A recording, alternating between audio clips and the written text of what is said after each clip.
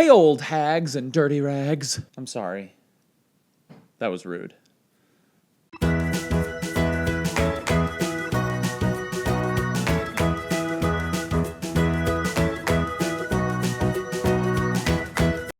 Hey everybody, my name is Jon, and welcome to ADITW, A Day in the Word, the internet's favorite Bible study. Have you ever been hated or discriminated against? I have. I've been protested and demonstrated against. Picket signs for my wicked rhymes. Look at the times. Sick is the mind of the... Today we're going to talk about persecution. When does it come? Where will it come from? And how should we deal with it when it does come our way? To answer that question, we are going to dive right into Matthew chapter 10. If you please, would you now read Matthew chapter 10, verses 16 through 22.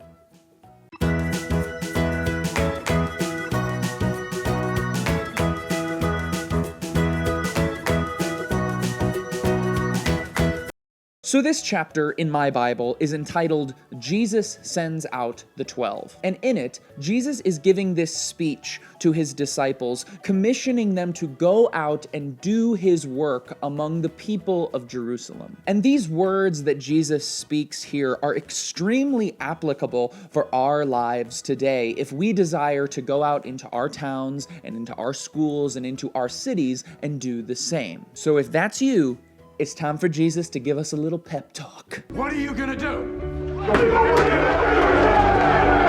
Now, in the middle of this speech, Jesus starts talking about how his disciples are going to be persecuted. He paints this picture of them being like sheep among wolves, and he goes on to tell them how they will be treated as such. You see, the ideas and messages that Jesus was spreading were not the cultural or even religious norm of the day, and most of the time, they made a lot of people angry. And the same could probably be said of our world today. And if we as his disciples expect to go out and do his work without facing any oppression or provoking, Boy, you must be outside your mind. one scholar even went as far as to say persecution and proclamation are inseparable. Now, we may not face physical beatings or formal trials, but we will be subject to judgment, stereotypes, and even being made fun of. So actually, if you are facing some of that persecution right now, you might take it as an encouragement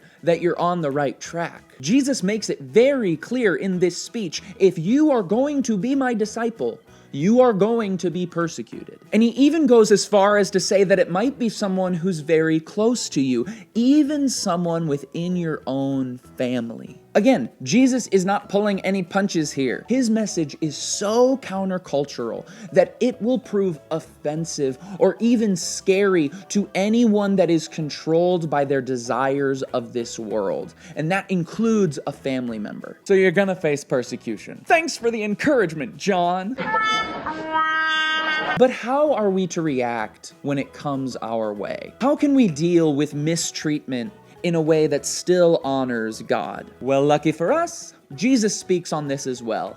He just does it in a bit of a metaphor. Sneaky Jesus. First, let's look at the metaphor of the wolves and the sheep. If you are being called somewhere and told that you are going to be sheep among wolves, then it's clear that you're going to be pretty vulnerable to attack. And so by using this metaphor, is it possible that Jesus is not only warning us, but he's also calling us to be open, authentic, and vulnerable in how we share the gospel with others? He's saying, not only will you be treated like sheep, but I actually want you to act like sheep, opening yourselves up so that others can see my spirit within you. So first, Jesus calls us to be vulnerable. And secondly, he calls us to be shrewd as snakes. What does that mean? Sounds nasty. The word shrewd in our culture sounds very negative, but it can actually be translated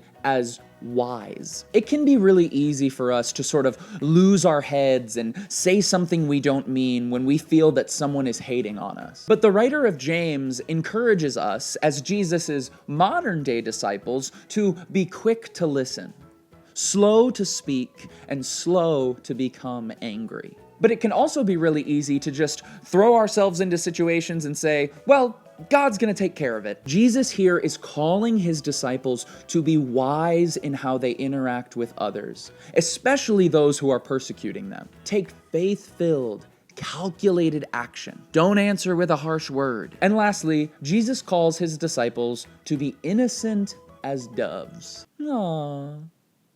And this command is pretty simple. Jesus is saying, they're already going to persecute you, so just make sure it's for the right reasons, not because of sinful or foolish behavior. As disciples of Jesus, we bear his name in doing his work, and so we are called to live righteously, above reproach. And that means being vulnerable in our proclamations, wise in our relationships, and innocent in our behavior. This is how Jesus taught his disciples to act in the face of persecution. And I believe that his words are so applicable today to Christians who feel as though they're being persecuted or ostracized for their faith. Jesus is saying, this is how I want you to act. This is how I want you to react.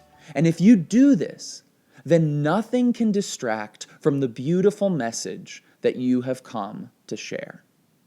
Thank you all for watching this episode of ADITW. I hope it encouraged you. I hope that you will comment down below and let me know your thoughts. Perhaps share some stories of a time that you dealt with persecution and how you dealt with it, and maybe what you learned from this video in dealing with it in the future. If you did like this video, I would very much appreciate it if you gave it the big thumbs up and maybe even shared it with a friend. That would mean a lot to me. I hope you all have a fantastic rest of your week. I love you. Keep being awesome.